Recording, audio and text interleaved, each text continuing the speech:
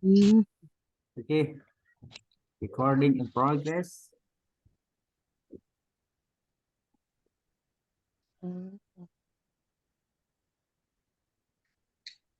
Okay, sip.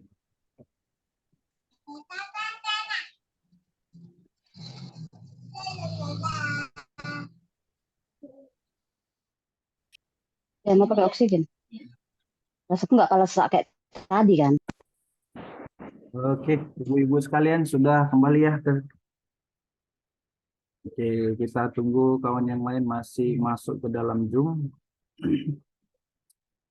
Bu Sarmasi Lalahi, apa kabar Bu Nosi? Cantik baju ibinya Bu Nosi. Makasih, Pak. Bu Winden Noviana. Ya, Pak. Oke. Bu Mai Astrinesia Napitupulu. Saudaraannya sama Bu Kristina Napitupulu ya? Enggak, Pak. Oh, enggak ya?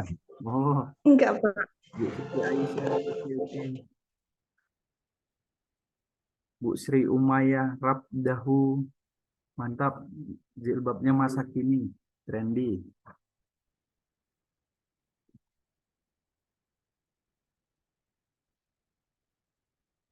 Oke. Iya, Bu Maulina Evidawanti Sihombing. Hadir.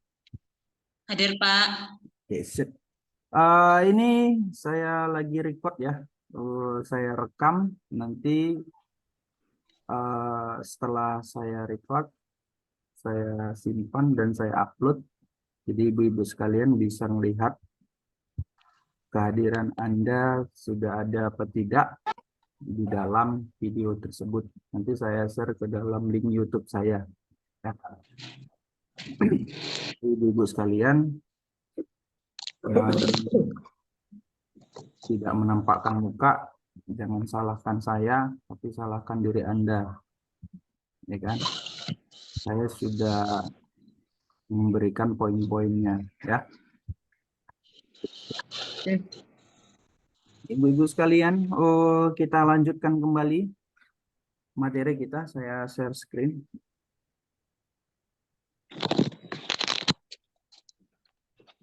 Oke, share screen mana tadi ya?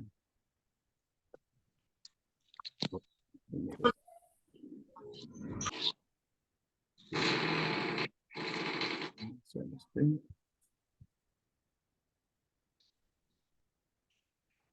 Yuk. Oke, kita tadi masuk di orde baru sama di orde lama ya ibu-ibu sekalian ya. Jadi sudah ada jelas perbedaan antara orde lama sama orde baru. Kalau orde lama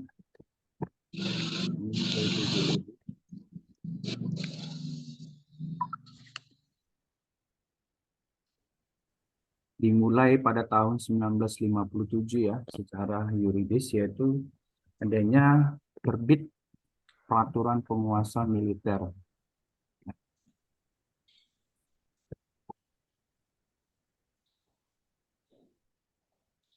Dan di orde baru yaitu dimulai pada tahun 1967 sudah ada perubahan yaitu pembentukan tim pemberantasan korupsi. Masuk kita ke slide selanjutnya ya Ibu-ibu. Faktor-faktor penyebab korupsi, saya kemarin sudah membahas ya mengenai faktor-faktor penyebab korupsi, itu sudah ada di video sebelumnya di link YouTube saya. Maka saya anggap sudah selesai. Kita langsung ke selanjutnya. Nah, ya di sini ada faktor eksternal ya. Kemarin faktor internal, mungkin di sini ada faktor eksternal yang tidak saya jelaskan secara terperinci. Di sini ada aspek hukum, ekonomi, sosial, organisasi, politik. Itu merupakan dari aspek eksternal. Sedangkan aspek internal apa?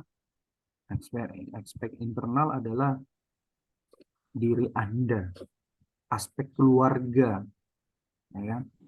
Aspek siapa lagi? Diri sendiri, keluarga, dan teman ataupun tetangga yang sekitar kita.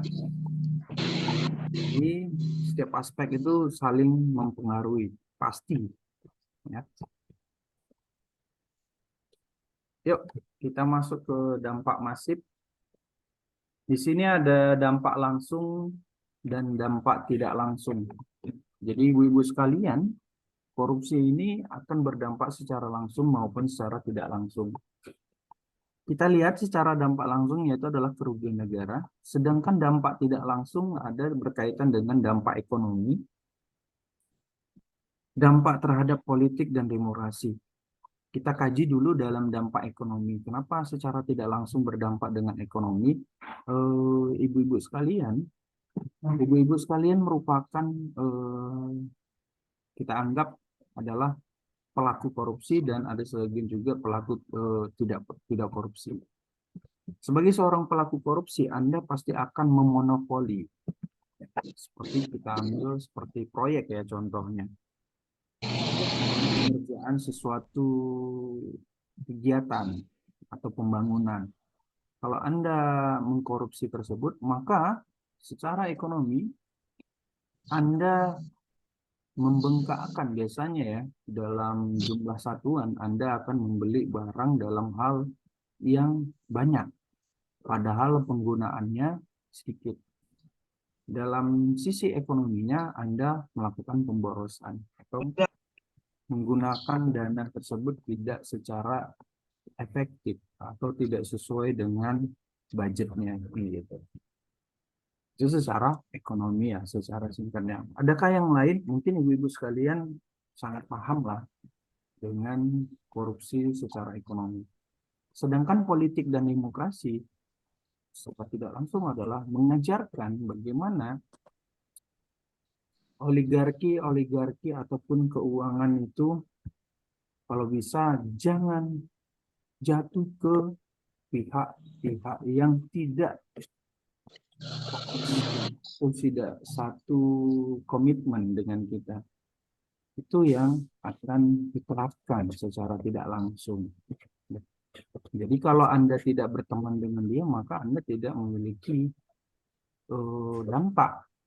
Dan pasti Anda tidak akan bisa menguasai ataupun mendapatkan kesempatan dalam apa tadi? Itu tadi.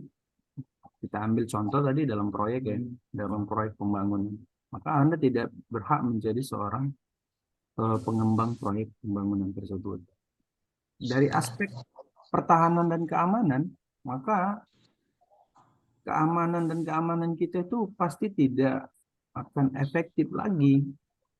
Kita akan melihat orang yang sudah kalap, maafnya dia sudah tidak bisa membedakan mana yang baik dan yang benar. Kenapa? Karena perutnya sudah lapar, tidak makan berhari-hari. Kemungkinan dia akan berbuat nekat atau yang bersifat atau bersikap acuh tak acuh. Yang penting aku bisa makan. Dengan cara apa? Gitu tadi. Mencuri kah? Membacok kah? Membunuh kah? Itu dampak tidak langsung dari korupsi. Nah, jadi ibu-ibu sekalian, kesempatan kejahatan itu akan muncul lebih besar saat seseorang melakukan korupsi. Kenapa? Harusnya dana korupsi itu bisa dibagikan untuk yang lain, malah dengan keadaan korupsi tidak bisa. Sehingga berdampaklah dengan pertahanan dan keamanan. Selanjutnya, dampak terhadap ketahanan budaya dan religiositas atau religius ya. Jadi dalam keagamaan, sekalian, apakah yang paling penting? Bisa makan atau beribadah? Kan begitu ceritanya jatuhnya. Selanjutnya, budaya. Budaya, kalau nggak ada uang, ya kan? Kalau tidak ada modal, bagaimana melestarikan budaya tersebut? Sedangkan orang butuh makan. Yang membudayakan budaya itu adalah manusia. Manusia butuh Butuh apa? Butuh modal, butuh sumber kehidupan. Sumber kehidupan berupa apa? Air. Air sekarang gratis apa bayar? Pasti bayar. Bayar. Bayar. Nasi Padang aja. Kalau nggak kita bayar parkir, tukang parkirnya kadang mau marah-marah kan? Padahal duitnya cuma pas-pasan, hanya untuk makan. Jadi tidak bisa kita bilang korupsi itu tidak berdampak secara langsung. Kalau langsung pasti, kalau tidak langsung sangat pasti. Makanya lanjut lagi adalah dampak sosial dan kemiskinan masyarakat. Dampak sosial dan kemiskinan masyarakat itu sudah pasti gitu. Satu yang kaya, dia melakukan korupsi, maka dia akan bertambah kaya. Sedangkan yang dia masih biasa saja, dia akan masih tetap biasa saja.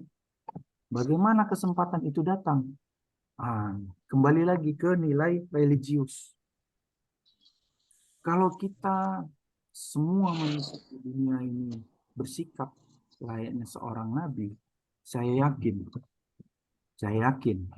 kita nggak ada yang miskin. Kenapa? Karena yang kaya pasti akan memberikan sedekah ataupun menyisihkan sebagian kekayaannya kepada rakyat yang membutuhkan atau masyarakat yang membutuhkan. Kita lihat-lihat saja tetangga kita. Ada yang kelaparan, kita cuek aja. Ada yang tetangga kita kesusahan, kita hanya bisa membantu sebisanya. Sebisanya itu yang perlu dikaji. Seandainya korupsi Anda melebihi sebisanya itu, maka orang akan menjadi curiga kan. Sepertinya seperti itu. Kalau Anda tidak menimbulkan kecurigaan, maka akan biasa saja. Karena korupsi ini sangat viral ya. Apalagi yang berkaitan dengan gratifikasi, suap menyuap, ya kan. Semua itu sudah ada di dalam masyarakat Indonesia dan itu sudah berbudaya dan tidak bisa dihilangkan. Selanjutnya, dampak terhadap birokrasi pemerintahan. Ya pasti itu tadi lari akan ke gratifikasi. Birokrasi pemerintahan tidak mau menerima sesuatu itu yang sifatnya akan merugikan dirinya sendiri. Tetapi ya, ada tetapinya. Gratifikasi itu bisa dicarikan celah hukumnya. Bagaimana seseorang bisa mendapatkan gratifikasi tanpa itu dikatakan gratifikasi. Makanya dengan adanya pelajaran pendidikan anti korupsi, bagaimana caranya Pak biar tidak dikatakan gratifikasi? Itu tadi, kita akan membuat yang namanya usaha. Ada jual, ada beli. Ya kan? Dari mana jual dan belinya?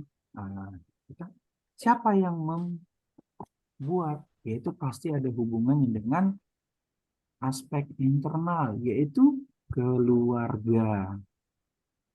Karena ketidakpercayaan seseorang minimal dia akan percaya terhadap keluarga, walaupun sedikit dibandingkan orang lain, kan gitu.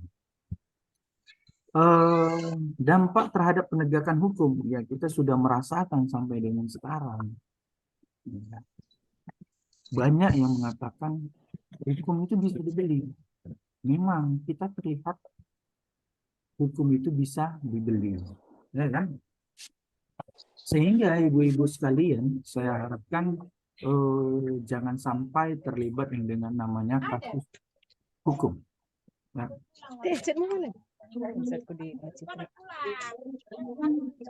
Oke.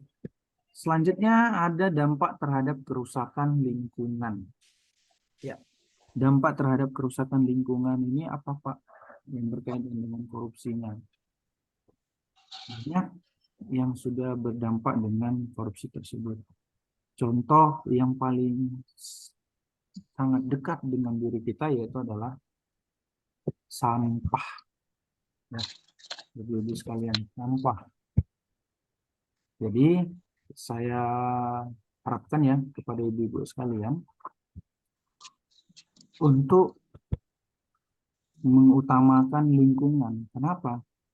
Lingkungan merupakan salah satu sumber yang sangat penting bagi kehidupan di sekitar kita. Jadi ibu-ibu sekalian jangan cuek dengan irigasi atau parit-parit yang menumpuk. Kenapa? Itu salah satu ketidakmampuan pemerintah dalam mengeksplor ataupun membenahi dampak kerusakan lingkungan. Jadi kita sebagai masyarakatnya, bisakah kita membantu? Bisa. Bisakah kita tidak membantu? Bisa. Jadi semua itu ada pilihan kepada Anda.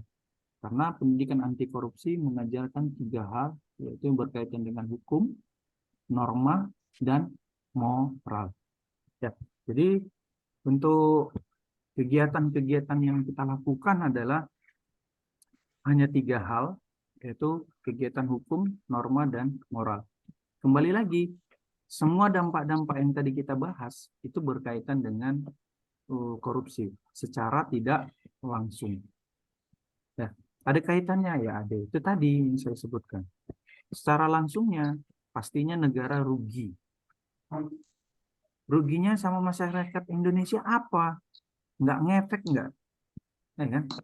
Kita sebagai masyarakat, termasuk saya jujur ya kan, secara pribadi memang tidak ada efeknya. Si A, si B, si C korupsi, saya tidak merasakan efeknya. Kan? Tetapi ibu-ibu sekalian merasakan atau tidak, saya merasa Anda tidak merasakan juga. Tetapi secara tidak langsung, generasi yang akan datang akan sudah merasakan efek ataupun dampak dari korupsi yang dilakukan pada masa sekarang ini.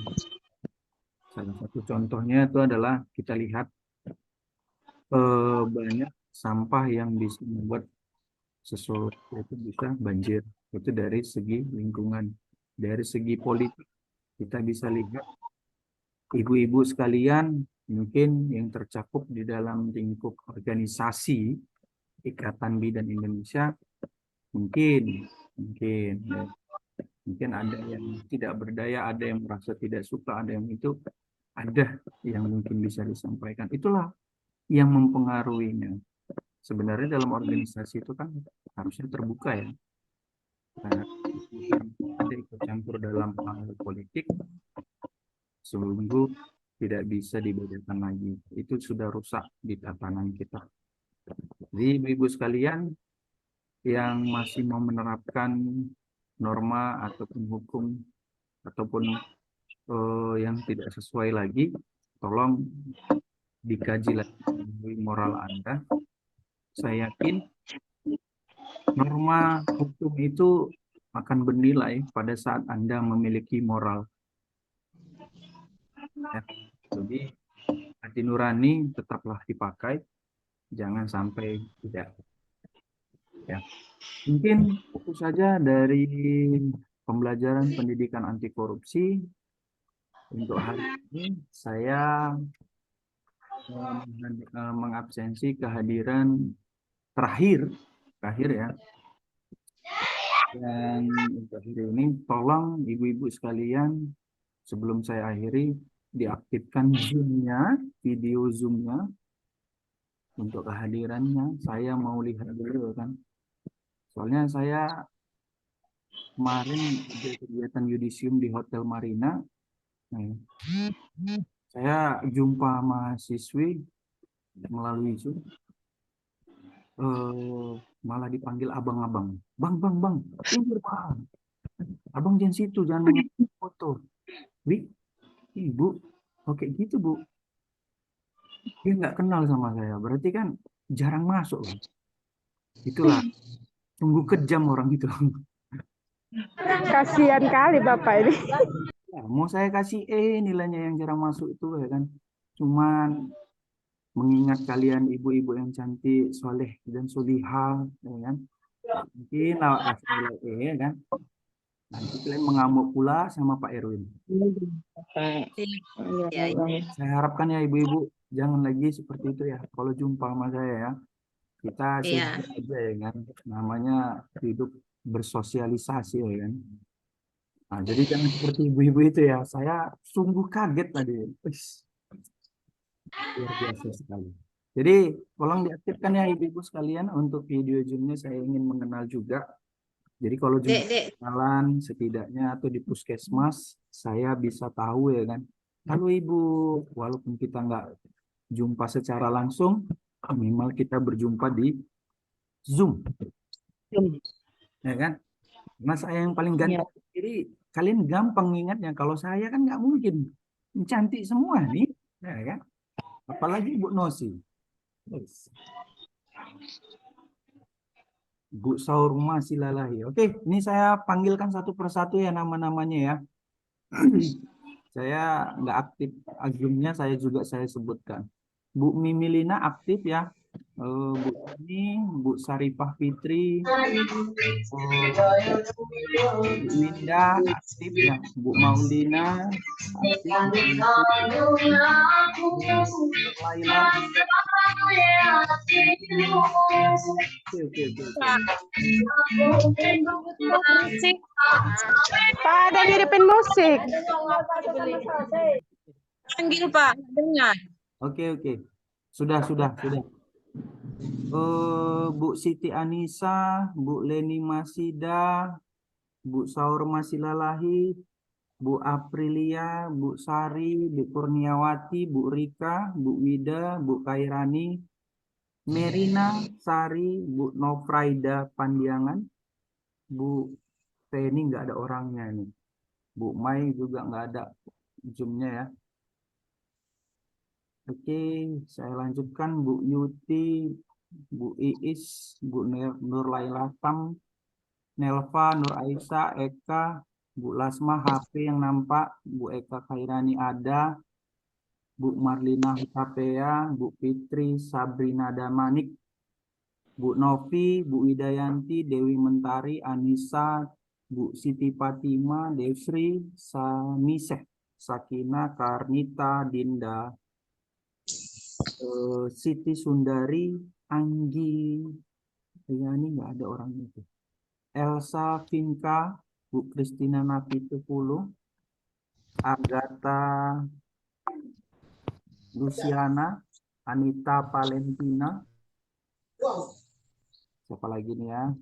Oke. Rumah apa tadi? Ada Bu Elsa Vinka, Suryani Yani. Selebihnya tidak aktif ya videonya. Mas saya belum, Pak. Siapa? Saprida Siregar, Pak. Oke, iya. Bu Saprida Siregar. Oke, sip. Ada yang belum saya panggil? Eka Devita Sari udah ya. Oh, Bu Mesti Marpaung. Mentari, Pak. Mana wajahnya? Putri Khaliza. Ibu Dewi Mentari, Pak. Sri Umay Sabdahu.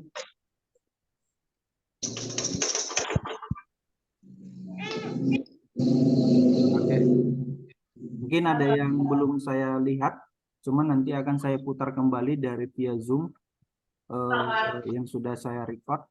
Terima kasih atas waktunya. Boleh dimatikan kembali video Zoom-nya. Bu Mesti Marpaung baru masuk ya. Bu Sulastri baru masuk juga ini. Oke, mungkin itu saja ibu-ibu sekalian. Ada yang mau bertanya? Tidak ada ya? Oke. Tidak, Pak. Kalau tidak ada, maka ini akan saya berikan kuis untuk hari ini. Pengerjaannya selama 1 semester saya akan checking bisa melalui WhatsApp bisa melalui komentar di link YouTube saya. Nanti setelah saya upload videonya, kirim ke ibu-ibu sekalian, tolong dikomentari. Kuisnya adalah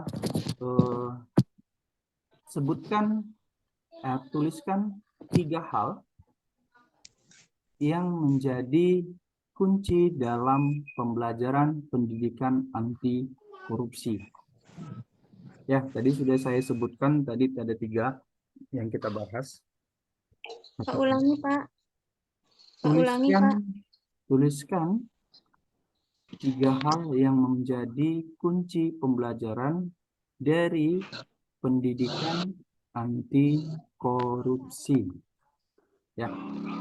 Jadi nanti ini saya upload ke YouTube, boleh dikirim jawabannya di komentar YouTube, boleh kirim ke WA dari saya, yaitu mungkin ibu-ibu sekalian sudah ada nomor HP-nya ya, boleh diminta Pak ulangi nomor kawan WA. yang sudah ada. Oke, Pak nomor ulang nomor WA WA-nya, saya Pak. 08 ulang apa WA-nya, Pak? 858 08 0858 7850 6212. Mbak. Oke, 62 berapa, Pak? 6212. Jaringan. 6212. Ulangi, Pak. Nggak dengar, Pak. Oke, boleh diminta sama kawan yang lain. Ini saya chatting aja 0858 7850 6212. Ini saya chat ya. Itu sudah ada di chat. Ya. Jadi ibu-ibu sekalian boleh mengkonfirmasi, memberikan jawabannya selama 1 semester. Saya tidak membatasi waktunya ya. Tapi saya harapkan langsung dikerjakan agar tidak lupa. Jadi Anda tidak mengerjakan kuis ini, mohon maaf, nilai kalian akan saya turunkan jadi B. Yang mengerjakan akan menjadi A. Ya. Zoom tidak aktif dalam video pada saat saya suruh, mohon maaf, saya akan turunkan menjadi A-. Jadi kita saling menghargai satu sama yang lain, sesama manusia. Saya tidak mengomentari yang lain, hanya itu saja. Oke, itu saja untuk pertemuan kita. Saya akhiri. File nanti akan saya kirim ke salah satu teman yang mungkin bisa mewakili ke yang lain. Saya akhiri. Ya. Jawabannya dibalas melalui WA Bapak gitu ya, Pak? Tadi kurang dengar, Pak. Boleh mengerjakannya melalui kirim jawabannya melalui WA. Boleh juga melalui nanti link YouTube saya akan saya bagikan. Karena video hari ini akan saya share ke YouTube. Oke, itu saja. Assalamualaikum warahmatullahi wabarakatuh dan selamat siang ibu-ibu sekalian. Waalaikumsalam.